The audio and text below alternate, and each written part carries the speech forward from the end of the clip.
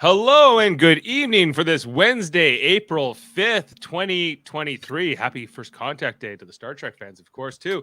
I'm Dave Mader here on Super Mader Brothers Podcasting, joined with Jaemeel Robinson and Josh Foster to break down episode 6 of Survivor 44. Survivor with a capital S, it was titled. Here on our channel, streaming live on Facebook, YouTube, and on Twitch, or you might be listening to us on the audio version. And guys, we are at the merge. We've crossed the threshold, and now all of our Survivor castaways are all on one beach together. And we see the first, well, I guess the last non-juror got voted out in this one. It ends up being one of mine, Josh, not Josh Foster, but rather Josh Wilder, who got voted out in this episode. Although Jam got some votes and Kane got at least one vote, I think. Yeah. So we're gonna break all that down and talk about sort of what how we see this end game shaping up here now that all of these castaways and these three distinct tribes have come together here. So let's go to you, Jaemeel, first. How are you tonight, and what did you think of the episode? Oh, well, I'm doing pretty well. This was a pretty. It seemed like a pretty, so-so tribal. Like, I assumed that the next episode is going to be good because if it wasn't, they could have just combined two episodes together. It was that type of episode of Survivor, right? Where you could just cut down, you put a little snippets and you just do two tribals in one episode. It was that type of thing. Right. Josh Foster, that is, not Wilder. Josh, how did you feel about the episode tonight and this result here with losing a fellow Josh? Well, first of all, we have no connection, so I have no ill will to him being voted out tonight. But in terms of the concept of the episode, like just like the pre-merge, if you will, I did like it. In the sense that it was a two-team setup, right? It breaks it down from 12 to 6. They have the feast where it's like the new majority or whatever, right? Like as you call it, because they're safe for discussion. And then like it just seemed like it was. I liked the way that it was. It brought everything out, right? And then you get Carson spilling it in the end, right? You know what I mean? Like it's kind of funny because like at one point I was sweating because I'm like, oh geez, Kane's on the hot seat. What did he do? Oh no. And then next thing you know, it's like, well, no, I will go back to my original pick, which was, after the loss, it was Josh from that team. So no, it was a good episode. Yeah, well, I think everyone, especially like the people who knew Josh from Soka, as well as the people who knew him from Tika, were like, whatever, get rid of this guy. And then the people from Ratu were like, we don't know Josh. Sure, you want to get rid of him? That's fine with us. Although there was a lot of paranoia around idols. Who has idols? Who has this? We don't want people to know they're in danger. There's always that shot in the dark that freaks people out. And there was just a lot of like sort of trying to hedge bets, I guess, a lot by the majority here in this episode. Jaemeel, this was a little bit different than the last couple seasons that we've seen with smashing the hourglass and changing the course of history, which of course I have to go get now. I know. We need to hear that clip. We do. Yeah, because that's the way they had done it in the previous two seasons, where they did this thing with the merge. They create the two teams. The winning team gets protection, and the losing team is vulnerable. But then in the previous two seasons, they had a chance to flip that so that the losing team could then have the power and whatever. And of course, here Erica started it all off. I smashed the hourglass and I changed the course of history. Of course you did. So. Garbage. So they didn't do that. They didn't do that this time. So were you good with that, or were you? I was very good with that. Like, sure, it makes it adds an element to the episode, but at the same time, it's kind of garbage to begin with. I don't really want it, right? The drama should be from the competition and from the players, not from unnecessary, twists that just, add 5 more minutes to the episode. That's unnecessary. We want more time. People, And if you remember, Danny was in that season was very angry about winning the challenge, getting protection, and then it was stripped away from him. He was super pissed off about it. We competed, and there was a winner, there was a loser, and the prize was what? Feast and immunity. Okay, I was just asking. Yeah. So, so they didn't do that this time. Apparently, Danny in that season got really mad at Jeff Probst in the tribal. It wasn't in the actual final edit, of course, but should have left it. I wish like Jeff getting chewed out by an NFL player. Why not? Let's see it. But let's go back to the beginning of the episode, guys, and talk about kind of where we start. We start off on day 12. This episode will end at the end of day 13. So there's only about maybe not even quite 48 hours that take place in the course of this one episode. On Tika, we see, of course, there's more of this ongoing feud here with Jam and Josh. With Carolyn, of course, not a big fan of Josh either. And they were all disappointed they didn't get him out last week because Matthew quit due to injuries. So that was kind of continuing. Like they're getting ready here to like living as just 3 people on this beach. Yeah. But ultimately they get the tree mail like the other 3 tribes will get it in this episode, telling them, drop your buffs, come to this beach, but it's worded in a way which Carson picks up on Ratu to say like you're not merged yet. So which if you had watched the previous seasons, you would kind of know that that's been the trend they've been going for. That you're going to be brought together, but you won't. But not all of you are jurors. One of you will not be. It ends up being Josh. Is the one guy who's not a juror from this. So Matt leaving is a good thing because there's no way in hell Matt would have been able to make it up that wall in the challenge. No way with his arm. Do you think that they were thinking about that when they, maybe were pushing? Do you think they pushed him to quit potentially? Maybe, but I'm happy for either team because they would have lost. Because like literally would have had to stop the thing because he would have been in so much pain. Supporting his body weight, via ropes like this.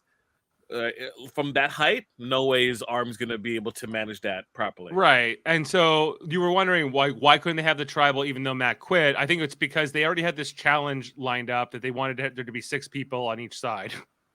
And that's ultimately why they didn't vote somebody else out last week as well to give us 11 here. What was going on in Soka? Okay, we got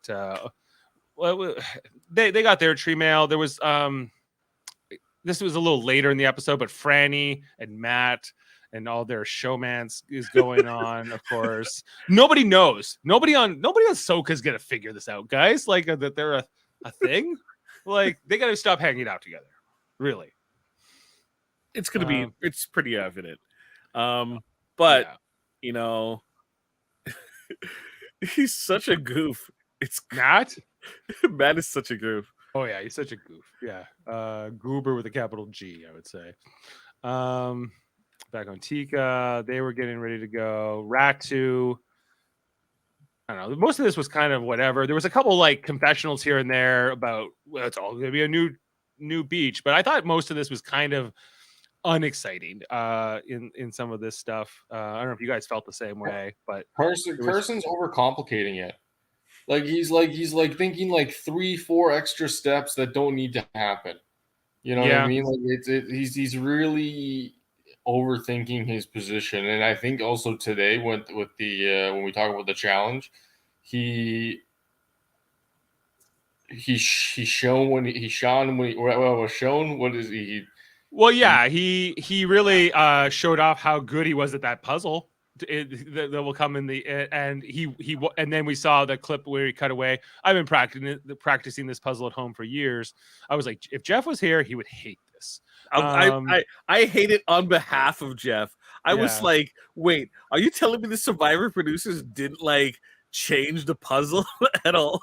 Are you telling me that they filmed you in advance? I got B-roll of you completed this puzzle already. Like, how would you guys get new puzzles? How would you get your puzzle makers to make you things that they haven't done before? Yeah, this is the new Price is Right incident. Did you guys ever hear about that one?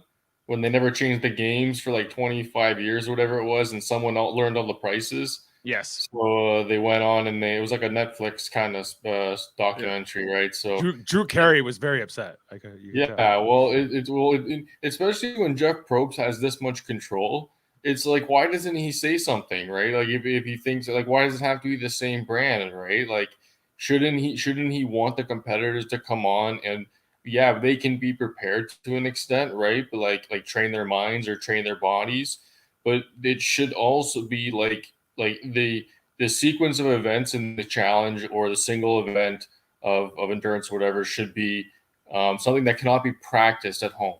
There should be an added element to it that is a surprise.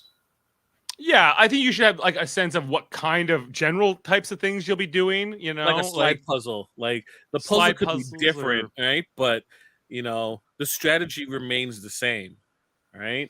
The strategy of doing this should remain the same, but it shouldn't be the exact same puzzle. Right. Exactly. That you just That's did what I'm 2 saying. seasons ago, you know? Yeah, exactly.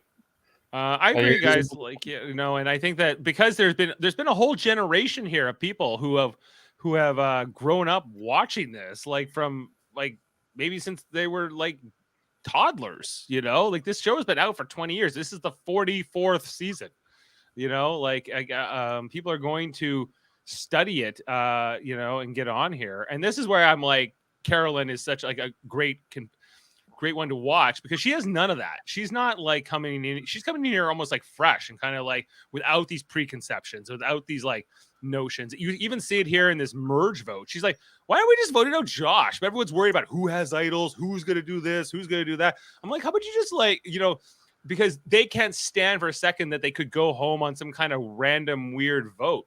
Whatever. Like you might, you can't like, there's just like this strong desire by the majority to like control things. You see this in Big Brother too.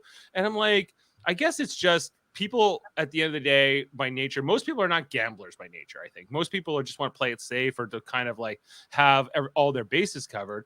I'm like, at the end of the day, you're going to to win this. You're going to have to take risks. Yeah, you're going to have there's a little bit of luck involved, as a little bit of luck. Danny. I think Danny says that in the episode. Yeah. We also got like some talk about who has idols, who has fake idols. There's a lot of that going on. Some people don't even know they have fake idols, like Matt. Jamie Lynn, right? And Matt has a fake idol too. Matt B. What? The Matt that doesn't suck. That didn't. Matt that didn't quit. Yes, the Matt that didn't quit. Franny's Matt. Franny's Matt. Right, but we know that there's some of those hanging out there. I guess they all came to live on Ratu's Beach. That's ultimately where, which makes sense because there's no one going to Tika, that rat beach. Yeah, that's like the rat beach. Like no one goes there. Yeah, so I don't know. This was all fine, I guess. Like, do you think they picked the merge beach ahead of time, or do you think they do it based on like they do Jaemeel? Everyone knows who has the better beach, so it's ahead of time. Okay. Right. Especially if you're one of these 3 people that swap tribes, you would have a perspective to that, right? Yeah. And I think Josh in particular was like, I hate this beach. We have to leave this beach. Not just because I have to live here with Jam and Caroline, but just because I don't like this beach. Because there was no one on their tribe to actually build a proper shelter. No, yeah, it doesn't look like they ever really had one, yeah. You know, and they were there for 2 weeks, guys. So it was something else. Yeah, Josh, this man, so clueless. Never really got into it. Why did he never? I didn't understand. Why didn't he connect with Danny and Brandon? He heard Carolyn. He heard Carolyn talk about that. Yeah. And he never. Maybe he did. But like we never see him connect with those two. We see him a little bit with Brandon. It seemed like Josh and Brandon were kind of talking here and there, but definitely not Danny. Danny and Josh are never seen speaking in the episode together at all. I guess he got wind of people feeling to go in Josh's direction, and he's like, "Well, we're not going down that route." Yeah, so. Right. And ultimately, it will come down here between Josh, Jam, and Kane is the other person who seems to be at the bottom at the moment. Or is at least expendable, you know, and there was a lot of talk about who had fake idols, a lot of paranoia going around. In particular, Franny was driving me nuts with all this. You know, because she's trying to do like survivor calculus in her head or something about, you know, how to go. I'm like, ultimately they're gonna do what they did anyway in the episode, which was like put some votes on Josh, put so many votes on Jam just in case, and then they put one vote on Kane too.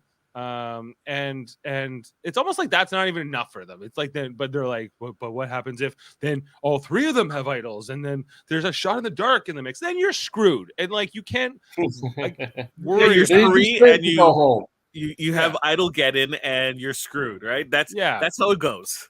But like, I guess the players who obsess over this, I'm like, can you just get over Play the game. yourselves, please, and just play? You can't micromanage the game. You can do your best to figure out exactly where, you know, all the different pieces are, but you still have to play the game, right? You like the time that you're spending worrying about things, have a conversation with Josh, suss him out, right? Get a feeling about as to have a conversation with Carolyn and Yam Yam. They would flat out say Josh's idol is straight up fake. It was falling. Well, that's what Carolyn was trying to do at like the merge feast, right? Or not the reward. It was at the reward where Karen's like, listen, he has a fake idol, and he showed us, and it fell apart in his hand, and they're like, well, maybe, but we don't. That's just we just can't trust that. And like I'm with you, Carol. And like these guys are like just like they can't try. I guess like you shouldn't trust everything because we know that there's all these like misdirects and fake idols and different things that like Survivor does. But at the other hand, you can definitely overthink this. No, it could easily be verified, right? Easily be verified. Hey, the people who went to the island with Josh, did they give you one idol or two? One. There you go. He played one of his idols, and that's how he was safe the first time. He doesn't have another idol. Easy peasy lemon squeezy. Like, well, that's how definitely Carolyn was looking at it. But they just, I guess, because they just met, they don't trust it. They just can't. They're not willing to put their chance at $1 million on the line. I can respect it to an extent, but as, from an entertainment point of view, I don't find it engaging. I'd rather that the players just play instead of trying to have contingency plans for contingency plans. You know, that's just kind of boring to me. Yeah. Carolyn was definitely, as Jam points out, she was at level 1. She was not at Carolyn level 10 as we've seen her. She was kind of on her best behavior. She kind of talked about in her confessionals about how this was like day 1 over again. Like she's just trying to get a feel for it. She's not as good with like the hello, you're a stranger, you're my best friend now. That's just let me tell you everything personal about myself. Right. You know, she was just that's not. Her style. She would rather be more authentic and get to know you and have sort of a more organic connection, perhaps. Are folks like following her on social media? Because she is a straight up trip. A little bit. I've watched like I think there was like an Instagram video where she was showing where she talks about her tattoos. Oh, where she was doing like it was like she was watching the episode where she was doing the catapult and she was like doing it in the gym or something. Yeah, and then her friends are like, "What's that bean bag? What's that you have in your hand? It's toilet paper. It's supposed to simulate the bean bag." Right. She has a tattoo on her inside of her lip. Does she? Like she's Wakandan or something. She's from Wakanda? Oh wow. I was like, wait, what? Okay, I guess one of the funniest moments in the episode for me was when she was like talking about going to the grocery store in Colorado or asking for a bag. Can I have a bag? And they're like, a what? A bag? And then like Jam, whose first language is not English, again is like, you mean a bag? You know, that was hilarious. I was like, where's Carolyn from? Minnesota, I guess, is at least where she lives now. I guess that's where her accent originates from. Makes sense to me. Yeah. I just know too many people just pronounce things. Yes, Sam says Carolyn 10 out of 10 casting. Yes, more real people, less people more concerned about like, oh, you know, I'm this pretty package. Like she's a raw individual. Yeah, if we had like 16 Carolyns, I would be very happy here. I don't think 16 Carolyns. I think you need to get a healthy mix just so that she stands out more. Like she stands out so much better against a Carson, Right. Right? She just seems so real, and Carson, obviously, is kind of prepackaged. Yes. Well, Carson. Carolyn, like someone asked Carolyn, what was your fitness routine coming on Survivor? She's like, well, I ate some donuts probably before it came. She already takes care of herself. She's not gonna do anything like I gained 40 pounds of muscle like Carson did. No, she's not. That's not her way. Yeah, just had that ready. Same thing with Jam Jam. Like he didn't hit the gym before coming here. No, and he didn't study puzzles or anything like that. He's just here. He's more here for the experience more than anything else. Yeah. Soaking it in. Like some of these players who are like they feel like professional Survivor players almost. They've been training their whole lives for this. They're like in the Hunger Games. Foster. They're like those from District 1 and 2. If they added the Hunger Games element to this, oh my goodness, people died where they can actually kill each other. The ratings would kill, literally. Well, they would definitely kill. Yeah. This was the scene here where we saw that Carolyn kind of reconnected with Carson, an unlikely duo. I know they have the Tika connection, but if you're Carson, you need that wall. Like she's the perfect wall card because who's going to be paying attention to you when Carolyn's like, when she's doing. She's the perfect person. It's like, where's Carolyn? She's in the jungle doing something. I don't know. And it's like, I wonder if she's going for an idol. And they run off to look for her. And you're like, perfect, right? Like that's like it's a perfect type of relationship. And then plus she trusts him. He's in a great spot. Yeah, no, it is. I'm not unhappy because I have Carson in the draft, and I think that them working together could be a good thing, especially since I lost Josh tonight in the draft too. So I have to pin all my hopes on Carson to win this season for me. If you got a stay of execution from last episode, I know I got to say I was like, oh great, maybe I'll get both my picks into the merge. I kind of got that, but not both into the jury.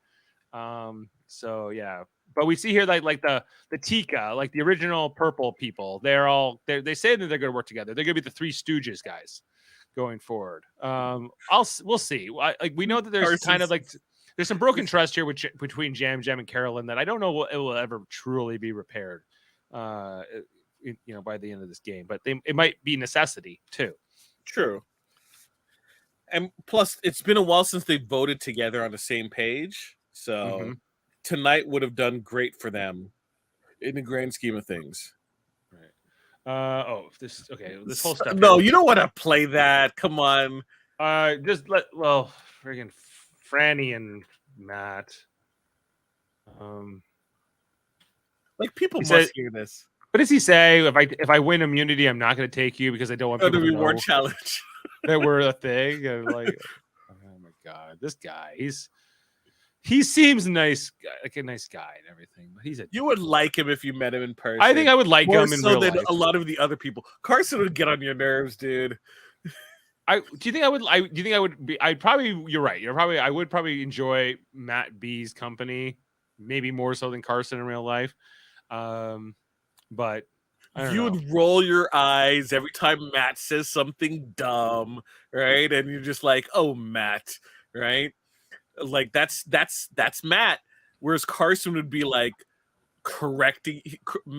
Carson seems like the person who corrects people, who say schedule instead of schedule. That's the type of person Carson. Perhaps I think I could live with that, but I think the person who would actually get on my nerves is actually probably either Brandon or Danny are probably the ones I would not get along with the most. But these two, this like we saw it in the preview for next week that I think who was it from Ratu? It was Lauren, I guess. Lauren was like, she's like, we have to break up this showmance. We have to break up this love. We can't let this go. We can't let this duo go. Remember last time someone said that and then they got the boot home. Yeah, like it does seem to work like that sometimes, where whoever is trying to get out the showmans ends up getting themselves out in the process. It's almost like once you say a name, then you will be the name now because you were the one who said it first. And that's kind of what happened here, almost to Jam and to Josh, because they were both gunning for each other. So they're just like, great, you two are going for each other, then we know you'll vote for each other, and then that's at least if they kept their mouth shut, who would have been the target? I think it still would have been Josh, but I think Jam made himself a target. Definitely. Definitely. We were talking all about Kane. Was that real or not? That was real, but I think it was just because Brandon threw it out because Kane wrote down Brandon's name like a million years ago. The first vote. Yeah, it's like that's Kyle Petty's No Fear Racing. So petty, right? This sweater too. Dude, I'm watching this episode like Dave's gonna hate that sweater. Like it's just like it's not even practical for the jungle. Like so it's like, oh, I forgot my practical jungle sweater at home. No, it's not. You don't bring this with you. Like it keeps them warm. Oh boy, get a hoodie. Come on,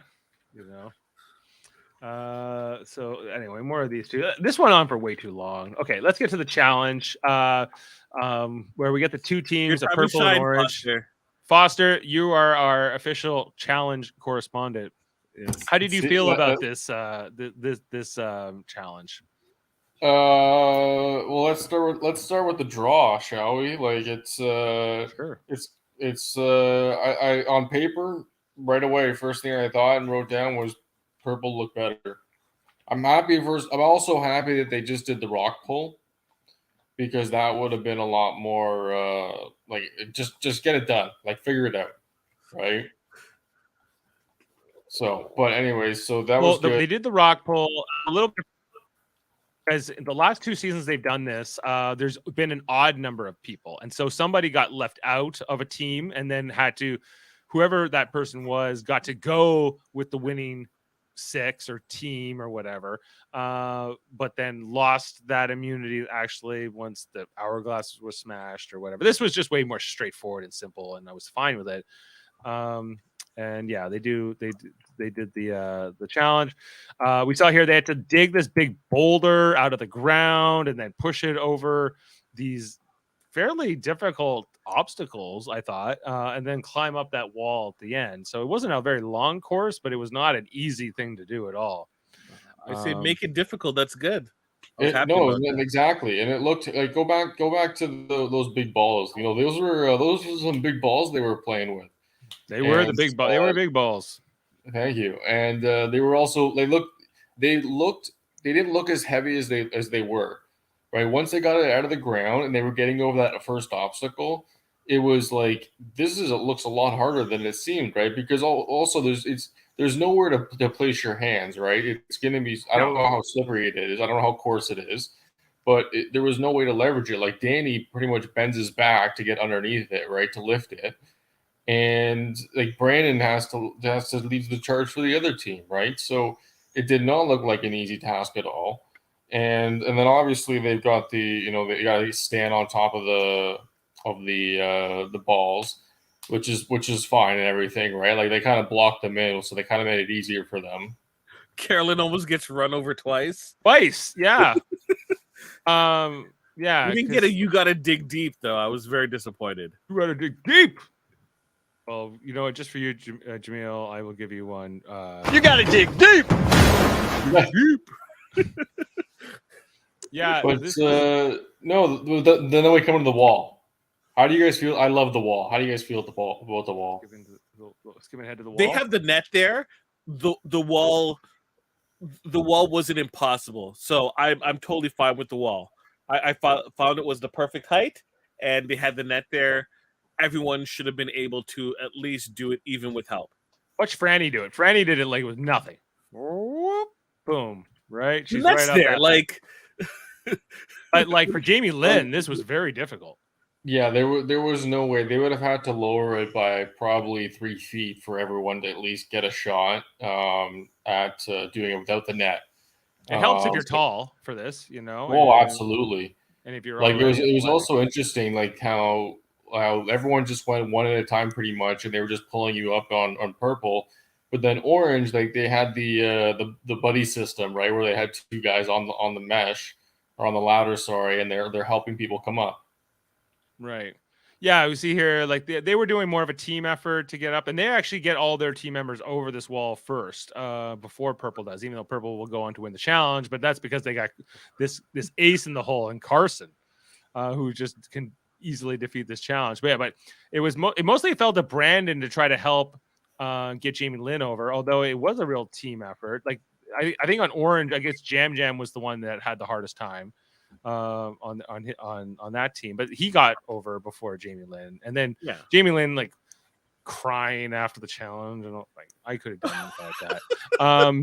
Like you know, because I am, because like you know what, you don't need to feel that bad, Jamie. You were the one, you like right before they got to the wall, they had to do the knots. And Jamie Lynn killed the knots. She was amazing at the knots, right? So it's okay. You are good at different things. You weren't good at this particular thing. You don't need to feel like you need to live up to the other 5 people. Like it's or to make a big sad story about yourself. You know, it's not necessary in my opinion. You know, if you're feeling like, oh, I'm not as good at the wall, whatever. You're good at different things, Jamie Lynn. Don't let anyone else tell you otherwise. You know, and they did get her over, you know, this was not insurmountable. And then they finally did get over it. So even though orange was over by at least maybe a couple minutes ahead of purple in this challenge, I have to question, like, what were you trying to do with this puzzle? Who is this on orange? It was Lauren and I don't know who the other person is. Lauren and I don't know. There's only 12 people. You think I know who they are? But ultimately, this all became the Carson show on the purple tree, because it was like so the winning team here of Carson, Matt B, Franny, Carolyn, Jamie Lynn, and Brandon. What was hilarious is seeing Carson easily put the right pieces in, and then you just see Matt. He's like, "This is wrong." Matt was like his assistant, but like a really bad assistant, you know. And Carson was just ripping through this. Like it was not even close. They couldn't even like copy his work and catch up to him. As they were just running away with it here. Jeff was so impressed. As they got the immunity. Okay. He did not hide. No. He's like, everyone get their buffs. Carson, here's blah blah blah. It's all you. I think he said something along those lines. Yeah, like this is for you. Oh, and just Jamie Lynn. I'm not good at walls. Okay, yeah, that's the wall, brother. That's the wall. Yeah, and yeah, and we get here's the shot of Carson doing the puzzle at home. I guess they shot this before the season. He shot it. He shot this. Video. This is part of his audition video. Probably. You know, I guess maybe he 3D printed this or whatever. Yeah, he said he 3D printed it. Well, I guess I can't fault him for being prepared, but I can only fault the producers for creating a puzzle that's not that the contestants are possibly going to know. We already saw that Matt, the other Matt, the Matt who does suck. He was practicing that other challenge, right? When he had a dislocated shoulder, he was able to win this entire challenge because he had practiced it so many times. Yeah, you know. So I wish that wasn't the case. I don't think that's exciting. Guys, SurvivorCasting.com, CBS SurvivorCasting.com. There's barely an advertisement for it. Is like, he's like, come for our views. I'm like, well, Fiji looks nice. Is that what I'll come? But yeah, I'm thinking about throwing my hat in the ring for it. But you know, I know it's a lot of competition to get on this. So. We remember we have to get first dibs at interview. Don't go running. I would give you guys first exit interview. Don't run to Rob and Taryn. No. Or your global contract might stipulate that you have to go to them first. Might actually. Depends. This is okay, and then we come back after the challenge, the losing six, which in particular there was three of them: Jam, Kane, and Danny, who are like, and Danny, I think in particular is like, I'm just gonna wait with what the winning six want to do. I'm like, gee, bus, man. I'm like, That means he doesn't want to work with you, Jam. That's Jam wants Josh. Josh is throwing around Jam's name. Josh and Jam were on the same team on this as well, so they were both vulnerable, as was Kane. And I guess what's her name again? Heidi. And I'm trying to remember who else was. Oh, and Lauren, I guess, was also vulnerable here. So I'm surprised by this. Jody for Survivor 45. Jody's like Survivor. The second coming of Randy from Gabon. Just hates everyone on the Jody on Survivor would be interesting, guys. But you have to censor a lot. You'd have to censor it a lot. Yeah. The feast, which was a charcuterie of sorts. Do you like rewards like this? Not really. Like it didn't look that rewardy. Yeah, like it could have been a lot. It could have been like a steak. Peanut butter sandwiches are like, at least you get the sweet and you get the protein as well. Like no or whatever. But yeah, it was mostly just kind of like it was more of like a lunch or something like that. They had some booze, they had some beers that looked like, and some wine, and some. So I'm sure they were happy about that. I think that's orange juice that they also have. So I think they could get some of that kind of stuff. But this is Carolyn's vegetarian, I believe, but only when she's non-survivor, as she mentioned before. Oh, so she'll eat meat out. She'll eat meat on these rewards. She said last episode is like, I'm a vegetarian, but not on Survivor. We're not on Survivor. Yeah, well, yeah. When I'm starving and it's in front of me, I'm going to eat it. Yeah, something along those lines. And this is where she was getting frustrated with them because she's trying to explain that Josh's idol that he claims to have is definitely fake, but they don't want to believe it, or they don't want to at least risk it. Brandon talked about how he didn't trust Kane, and he wrote his name down once, and that would be something else out there. So like they were, I guess, because they have immunity for this first tribal. They all know that they're in the merge and the jury phase. So I guess that this only makes sense that they're going to call the shots, but they're only half the votes. They're only 6 votes of the 12 ultimately here. Just because they can't be voted for doesn't mean they have all the power. But that seems to be always the way it is, Jaemeel. That seems to be always the dynamics that we see play out in these merges. So yeah. Like Carolyn, just getting annoyed. She's just biding her time, Carolyn, waiting to strike, So for her. Commercials. Woo. Okay. And coming back. Saw that the losing 6 were all huddled under the shelter, where I guess the other winning 6 had to go into a cave. Yeah. Well, I think they switched out because they want to talk to people. Why continue talking to the same people? You already pretty much like exhausted the different combinations probably before the rain happened. Yeah. Here we see Franny goes to talk to Josh, and she tells Josh it's all about Kane. We're going after Kane. And Josh believes this, even though Franny's really just trying to believe anything he wants to believe.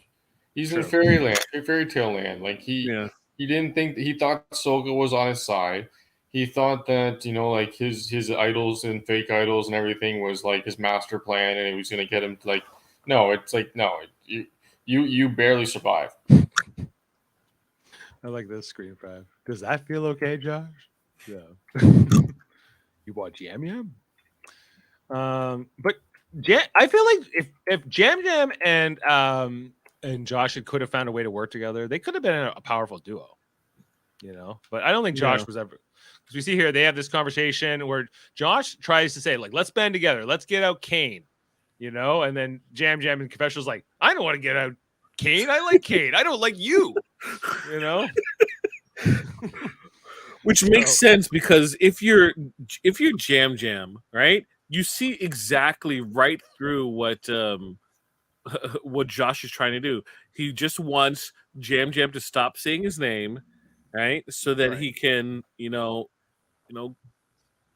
focus his energy on redirecting everything as opposed to fighting for his own life. And Jam Jam's great. He's like, So you haven't spoken to me for the last part of 2 days since we got to this beach, but now you want to work with me, huh? Until tomorrow when you'll definitely want to stab me in the back. So great. Okay. So great.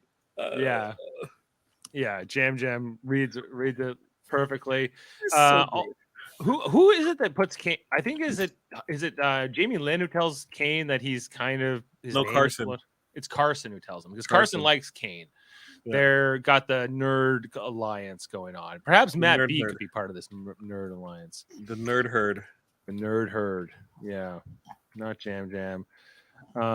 Again, I thought a lot of this scrambling was very uninteresting to me. Going into this tribal,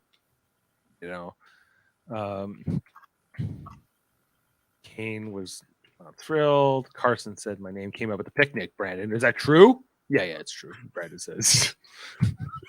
If you're Brandon, you have to. Yeah. Is that true? Oh yeah. Is that not true? Yeah. Oh yeah, it's true. Kane doesn't like it. They don't trust him. There's just I don't know. I didn't find this part too exciting, but maybe I was not thinking about it right because, like you said, like the episode kind of for me it dragged a little bit here, and then we ultimately get to.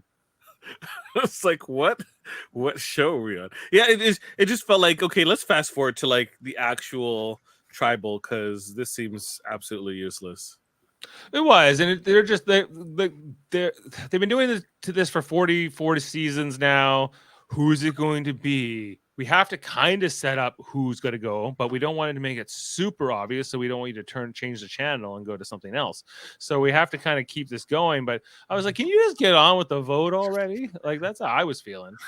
I don't blame you. I feel what you're talking about. It felt kind of like that.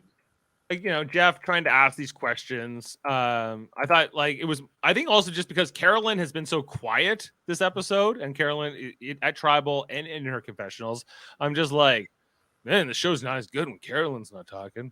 It isn't. It just she is an enjoyable part of the show. Right. I feel like I see the game through her eyes a lot of the time. And so when she's like taking a back seat in the story, and we're getting more Jamie Lynn or more Heidi or whatever. I'm just like, okay, but who's this nerd? Yeah, exactly. Where's my Carolyn? The tribal, a lot of discussions. What do you guys think of the merge buff with the Bret Hart colors?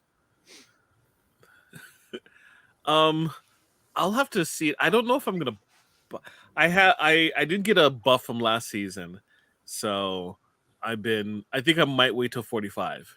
Yeah, it's just different with it being black with pink highlights. That's a bit of a new design. So hate it. Do you have an opinion on the buffs, Foster? Subpar. Sub. Oh, okay. Because at least it stands out. So. But it's below par. You're saying it's subpar, so that's not good enough. That's not even meeting the minimum. Subpar, yeah. Well, yeah, it's not. Subpar is bad. Okay, well it's par. Let's go par. It's par. It's like you guys gonna pressure me. Okay, it checks one. It checks one box. It checks one box. Okay. What else do we got here, guys? Although I might want to get the buff from Carolyn's season. Yeah, I might. Yeah, if that's up for auction. Carolyn says I'll just straight up buy the buff. I don't need to get the auction buff. No.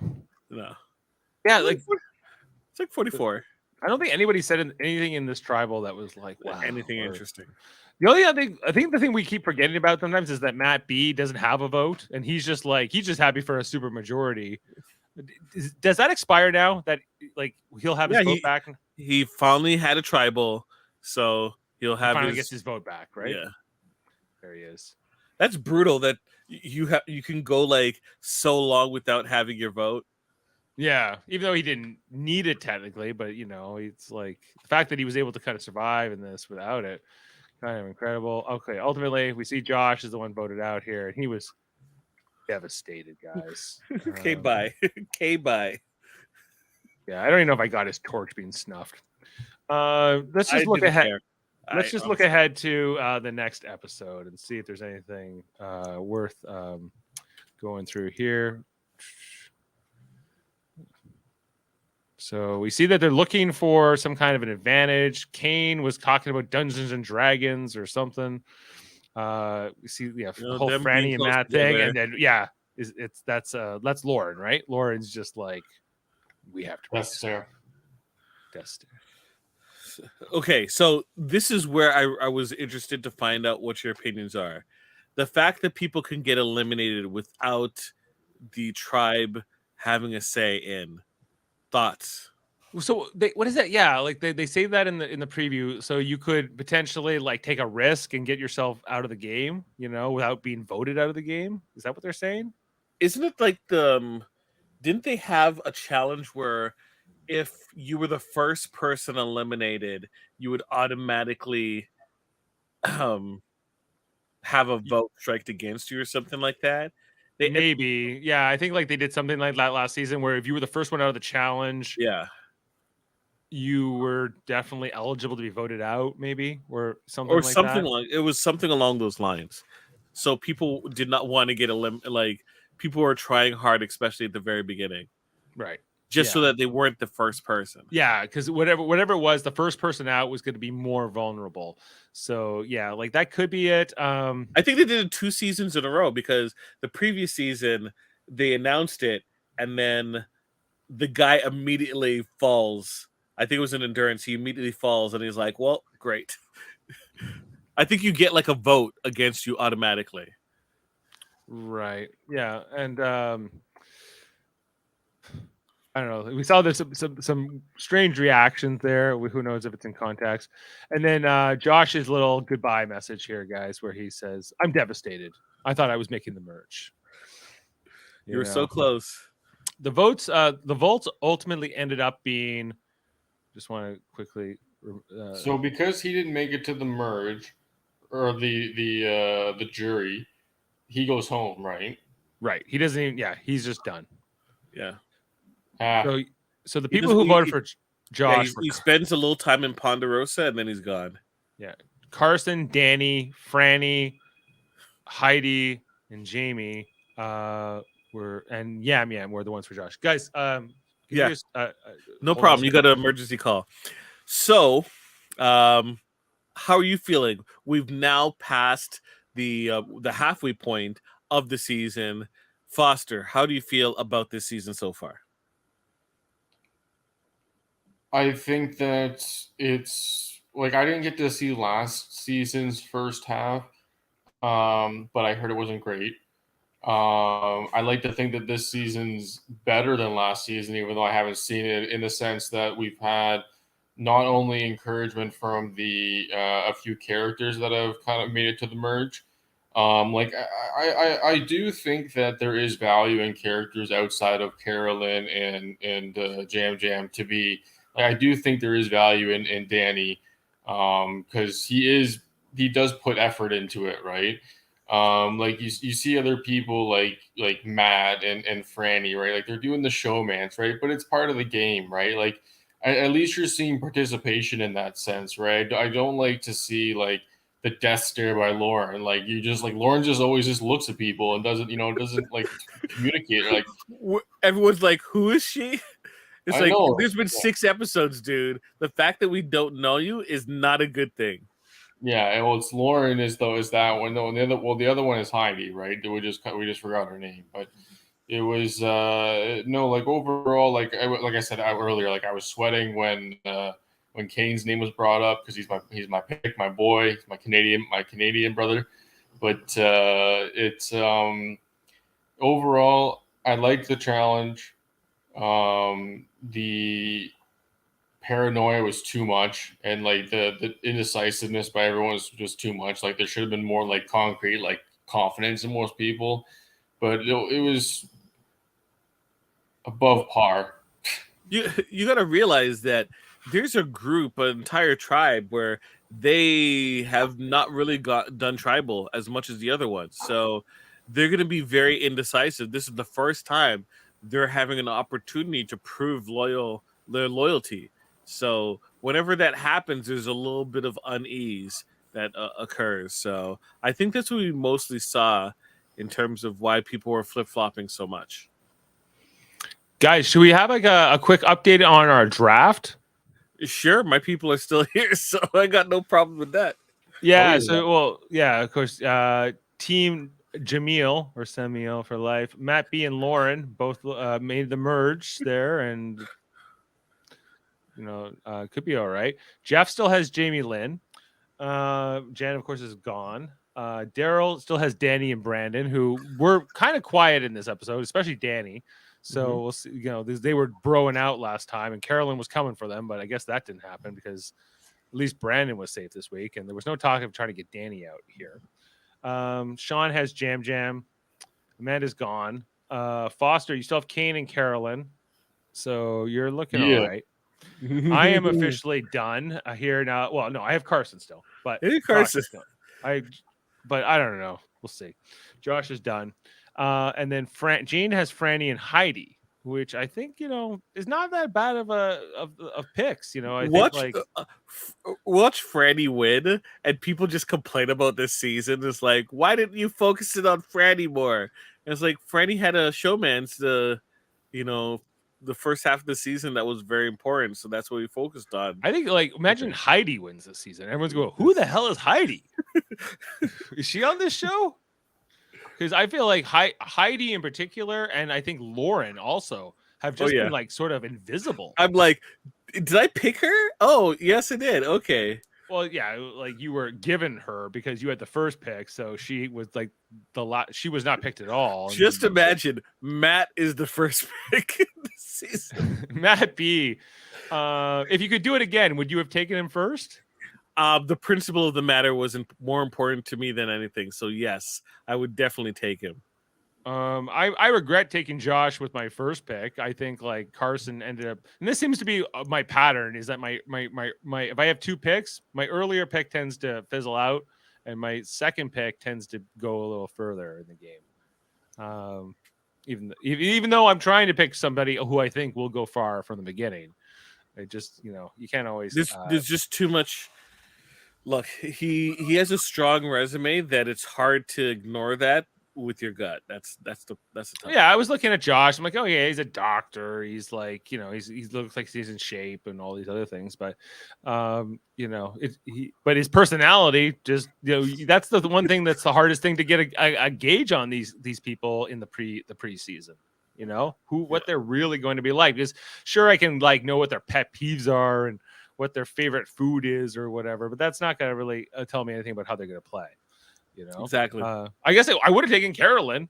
Carolyn went fairly late in this. Taken by Foster right after I took Carson. But if I can do it again, I definitely would have taken her with my pick. So, all right, guys. Well, I think we've said all we can about this. I think we did too. Survivor with a capital S. I'm just looking ahead if the title for next week's episode has been put out. Yes, it has. The next episode is called, guys, Let's Not Be Cute About It. Yeah, don't be cute.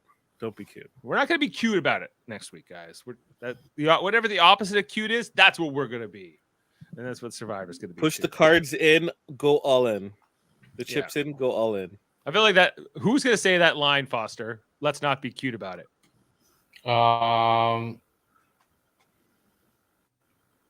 Matt. Matt B again. Matt B. I think it's going to be Carolyn who says that. Let's not be cute about it. Let's not be cute about it. I could, or maybe Jam. I could maybe see doing that too. Oh, I was referring to like the couple, him talking about them as a couple. Let's not be cute about it. Let's not be cute about. Oh, maybe Franny will say it then. If you're right about that. Depends what the context of it is. But I feel like they're talking about a move. Or maybe hedging their bets with like multiple votes or multiple people who get votes against them. We'll see. Okay, guys. So this was episode 6. Next week's episode 7. We probably have about 5 episodes left. So that's exciting. If you didn't know, we're also covering Big Brother season 44, which is right now, guys. They're having Big Brother Canada 11. They're having, what's it called? A whodunit week. How do you say that? How do you say that, Jonathan? Welcome to Whodunit week. Come out wherever you are. Let's play. Creepy doll. So stupid over the top. It's great. Yeah, so Big Brother Canada 11 will be back tomorrow night to talk about the week 5 eviction, which is an invisible HOH week, invisible POV. I think we were already getting some spoilers from Sam in the comments, but I try not to dwell on those as we kind of talked about that last night. So check out our Big Brother Canada 11 coverage on Tuesdays and Thursdays as well. Plus all of our other great content here on the channel, past podcasts, including the Mary Meter Marvel Society, where we talk about the MCU things like, Ant-Man and the Wasp. In the near future, we're going to be talking about Guardians of the Galaxy 3 is our next podcast that we're going to be doing over there. So please check those things out. We're really proud of them. And we're part of a greater federation of podcasts, which features all kinds of amazing shows with all kinds of things. If you're maybe not into Big Brother Canada, but you're into The Simpsons, we talk about The Simpsons on our Simpsons podcast, KBBBL, every Friday with Davan and Francis and Baker. Talk about those episodes. Davan also has Hold Up along with Murphy every second Wednesday, where they talk about 3 movies and a different theme. The next ones are doing are like hacker movies, including the movie Hackers, the Net, and some other things. Guns Akimbo. Yeah. Davan also has got the X-Rated podcast every Tuesday with his buddy Andre. Talk about X-Men, the animated series, and those episodes. Andre has the Graphic History podcast. That's his own independent podcast where he does like long format audio interviews with different people from film, TV, comic books, and other interesting folk. The Hellbound podcast on Wednesdays with Alex Blackburn and Michael Chan, where they talk about horror movies, but also they do all kinds of fun horror related things over there. You should definitely check that one out. Trivial Debates, which is our once a month show where we have a contestant, a judge and 3 contestants on a different theme. Most recently, it was Chris Murphy hosting a wrestling themed episode with Jaemeel and Jason and Andre competing back on Saturday, April 1st. Go back and listen to that if whether you like wrestling or not. They were some interesting discussions. We have our Live Long and Podcast channel, a Star Trek themed channel where we talk about Star Trek all the time, Enterprise, Deep Space Nine, our ongoing series. And tomorrow we'll be talking about Star Trek Picard, the newest episode 8. It's called Surrender. I'll be on with the crew to talk about that, while these guys will be talking about Big Brother Canada 11. And we have other great stuff over there, including like Star Trek Radio Theater shows and the Locutors of Trek, and our science division, which does like all kinds of fun games like trivias and debates and different things like that. So you should definitely check those great things out. And coming out now soon, and very soon, we're doing music with Eamon on Track. My son, Eamon Mater, starting his own music podcast where he'll be reviewing musical albums. So all kinds of great content under the United Federation of Podcasts. And on that note, I think we need to sign off for the night. Guys, I'm feeling like we need some Carolyn. Let's go out here with a Carolyn clip, and we will see you all next time. Thanks, Foster. Thanks, Jaemeel. And you guys have a great night. I know, though. I gotta do what's best for my game. Which would probably be Josh. Ah!